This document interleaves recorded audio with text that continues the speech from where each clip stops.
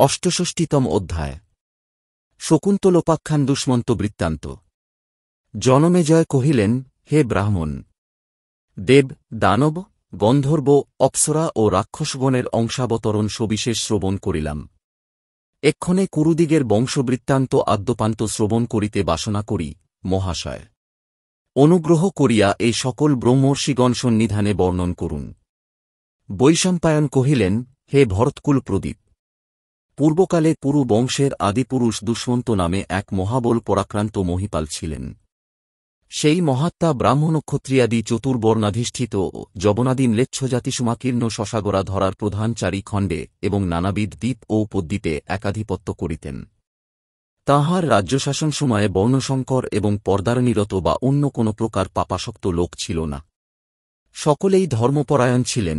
কি চৌর্য ভয়, কি ক্ষুধা ভয়, কি ব্যাধি ভয় তৎকালে কিছুই ছিল না। তৎকালীন সমস্ত লোকই সেই মহীপালকে আশ্রয় করিয়া অকুত ভয় ও অনন্যকর্মা হইয়া কেবল স্বধর্মে ও দৈবকর্মে তৎপর থাকিত। তাঁহার অধিকারকালে ঘনাবলী যথাকালে বাড়িবর্ষণ করিত, শস্যসকল অতি সুরস হইত এবং পৃথিবী নানাবিধ রত্নে ও পশুতে পরিপূর্ণ থাকিত। সেই অসাধারণ মলবীর্যসম্পন্ন রাজা শরীর বজ্রের ন্যায় ছিল। তিনি স্বহস্তে মন্দর পর্বত উত্তোলন করিয়া অনায়াসে বহন করিতে পারিতেন এবং চতুর্বিধ গদাযুদ্ধে ও সর্বপ্রকার শস্ত্রযুদ্ধে অসাধারণ্য লাভ করিয়াছিলেন।